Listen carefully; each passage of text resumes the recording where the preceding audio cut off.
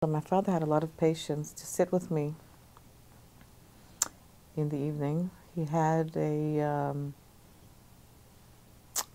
little orange book, Mein Alef-beys. I think the author was Kaminsky. And for every Yiddish letter, there was a cute little children's poem. So he taught me at home. I must have been 4, 5, 6. He taught me to read Yiddish, to write Yiddish, to sing Yiddish songs. And a few of my favorite little poems, perhaps it might be interesting for you.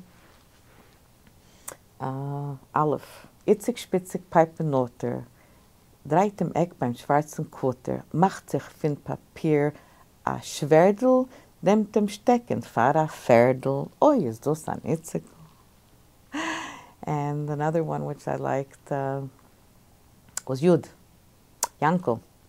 Yankl, Bankl, Bull, Bull, Bull, macht a Reise auf a Stuhl, mit a Hetel auf a Seit, fuhrt sich Yankl weit, weit, weit. So you can imagine as a child, I used to love that. Gimel, Gensel, a goose.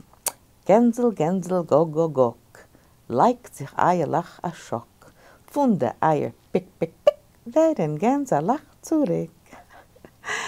So, I always enjoyed it. I always enjoyed the Yiddish. I always enjoyed sitting with my father. Rebellion was not a part of my vocabulary at all.